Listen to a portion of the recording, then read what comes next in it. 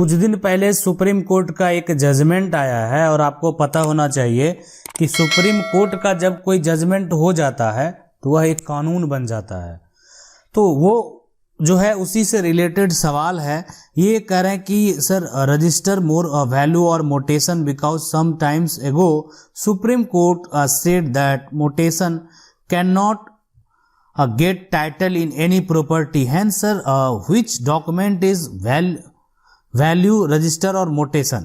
तो मतलब इनका कहना है कि जो सुप्रीम कोर्ट का कहना है कि मोटेशन होने से आप जमीन का मालिक नहीं हो सकते। सुप्रीम कोर्ट का जो था जजमेंट में यही था कि मोटेशन अगर है, मान लेते हैं कि ये संपत्ति है, अभी संपत्ति का कोई दाखिल खारिज करा लिया, मोटेशन करा लिया, ठीक है, तो दाखिल खारिज कराने से कोई भी संपत्ति का मालिक नहीं बन जाता।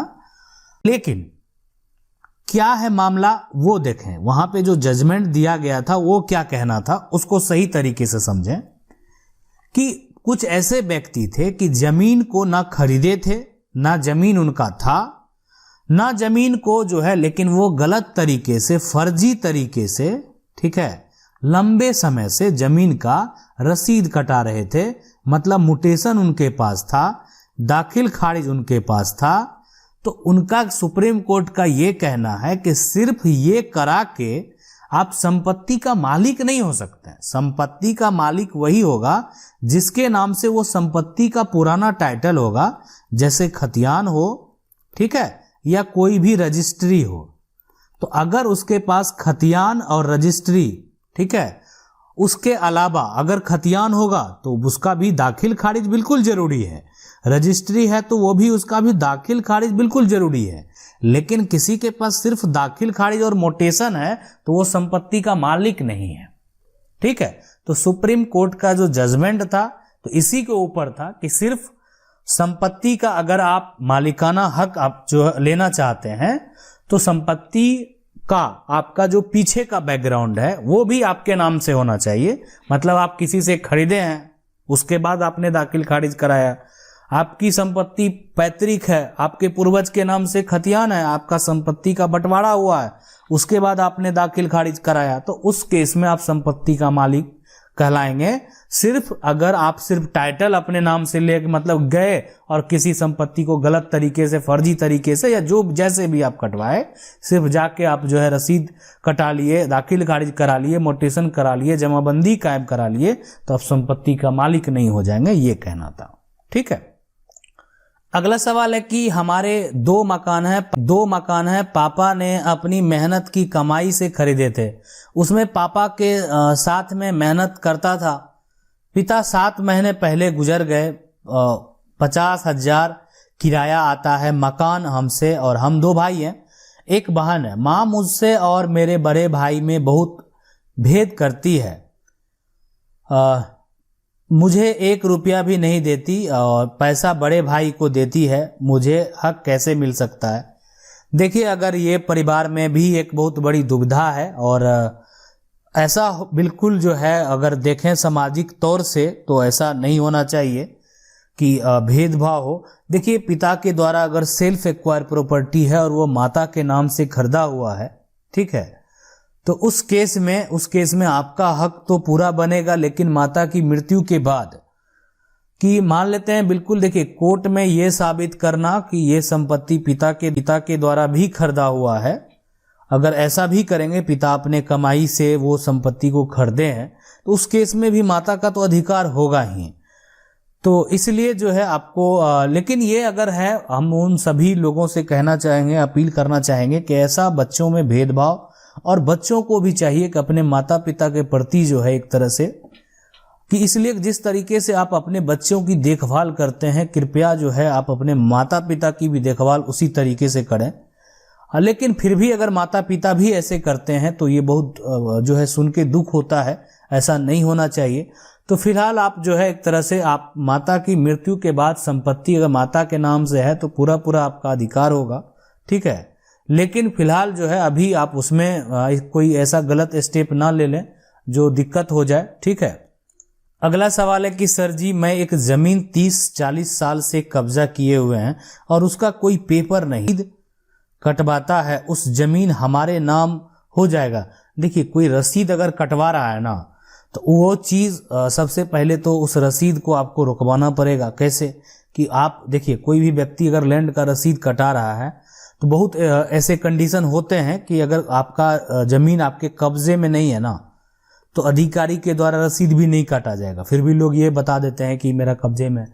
तो जमीन अगर आपके कब्जे में है तो अधिकारी को आवेदन दीजिए कि जमीन इतने लंबे समय से हम मेरे दखल में है और कोई दूसरा व्यक्ति जो है उसका रसीद कटा रहा है। ठीक है, कानूनी तौर पे अगर देखा जाए तो आपके पास एक अधिकार होता है, जो कि अधिकार दिया गया कानून में, वो है प्रतिकूल कब्जा का, एडवर्स पोजीशन का, जो कि आप जो है फाइल कर सकते हैं कि अगर किसी भी संपत्ति पे अगर 12 साल से अधिक हैं और उसके जो जमीन के मालिक है, संपत्ति के मालिक है, उनके द्वारा कोई भी किसी तरह का जो है कोई भी प्रतिक्रिया नहीं किया जा रहा है, तो उसमें आप मालिकाना हक का दावा कर सकते हैं। मतलब कोर्ट में, अब वो कोर्ट को निर्णय करना है कि संपत्ति का क्या होगा, लेकिन आप मालिकाना हक का दावा कानून में कर सकते हैं। हो सकता है आपको मालिकाना हक मिले भी। अगला सवाल है कि श्रीमान जी, मैंने अपनी पत्नी के नाम से एक प्लॉट खरीदा था। मेरी दोनों लड़कियां ने मेरी पत्नी को मुझसे जो है मनमुटाव करके उस प्लॉट को लड़कियों अपने नाम पावर ऑफ अटर्नी करा लिया। मैंने सिविल कोर्ट में केस डाल दिया है। अब पत्नी की मृत्यु हो चुकी है, क्या मुझे सफलता मिलेगी?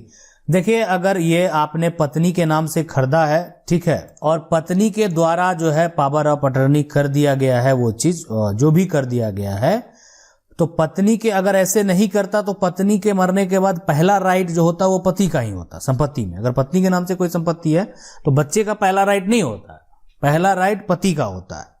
तो उस केस में, लेकिन अभी यहाँ पे ये जो गया, अगर ये रजिस्टर्ड तरीके से कर दिया गया है ना बेटी के नाम से, तो सबसे पहले आपने खरीदा है, अपनी कमाई से खरीदा है, पत्नी का कोई भी इनकम नहीं था, तो ये चीज अब डिटेल आपको जो है प्रूफ करना होगा वहां पे। अब ये जो एक तरह से अगर बात करें जो आपको होगा, तो वो पावर ऑफ अटर्नी को कैंसिल करवाना पड़ेगा, है ना। लेकिन अगर ये साबित नहीं होता है कि जो संपत्ति खरीदा गया वो आपके द्वारा खरीदा गया, तो फिर उस केस में वे जो है वहां पे वो फिर उन्हीं को मिल जाएगा जिनके नाम से वो हो गया है। अगला सवाल है कि अगर माता की मौत 1994 में हुई है और भाई ने बहन को बिना बताए संपत्ति अपने नाम करा लिया हो तो, और कुछ बेच भी दिए हो, और बहन को भी मायके में अच्छा सामान नहीं मिलते हो, तो क्या ऐसे में बहन को माता पिता के संपत्ति में हिस्सा मिलेगा? अगर भाई ने बहन को बताए बिना पैतृक संपत्ति को अपने नाम किरक करा लिया हो तो? देखिए, पैतृक संपत्ति जो है ना, उसमें एक तरह से जो भी है उसमें समान अधिकार होता है भाई और बहन का भी, और इसमें कुछ है कंडीशन भी है, ठीक है, और कुछ कंडीशन भी है, लेकिन आप फिर भी जो है एक तरह से पैतृक संपत्ति है, अपना हक के लिए जो है कानून में जा सकते हैं। आप इसके लिए पार्टीशन सूट फाइल कीजिए। पार्टीशन सूट आपको भाई के ऊपर फाइल करना है, और उसमें आपको जो भी खतियान है वो आपको लगेगा, तो वो आप नकल निकाल लेंगे। वो कहीं से भी जमीन का प्लॉट नंबर या जो भी है जिनके नाम से खतियान है, ये आप उसको निकलवा लेंगे जो है जिला से। निकालने के बाद वो, इसलिए कि वो वहां पे आपको जरूरत पड़ेगा, पार्टीशन सूट फाइल करेंगे तो बिल्कुल है कि आपको ये जो है हिस्सा दिया जाएगा।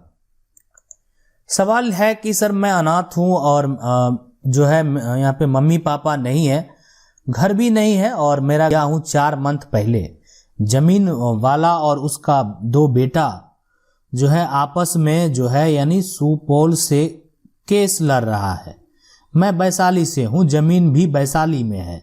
जमीन वाला जो है हमको बोला कि जमीन यहाँ पे साफ सुथरा, कोई दिक्कत नहीं है। दाखिल खारिज उसका बेटा रिजेक्ट जो है करवा दिया। कर्मचारी मिला हुआ है, बोलता है कि सीओ और डीसीएलआर भी नहीं करेगा दाखिल खारिज। अब मैं क्या करूं? देखिए, सबसे पहले जमीन आप अगर जो खरीदे हैं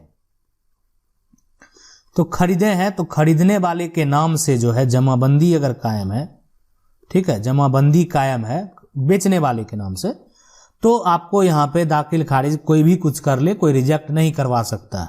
लेकिन अगर उसका जो है पिता के नाम से संपत्ति होगा, दादा के नाम से होगा, इस केस में यहाँ पे अगर लड़ाई झंझट है, कोई भी कानूनी विवाद है, तो ये इसका एप्लीकेशन लगा के जो है कराया जा सकता है।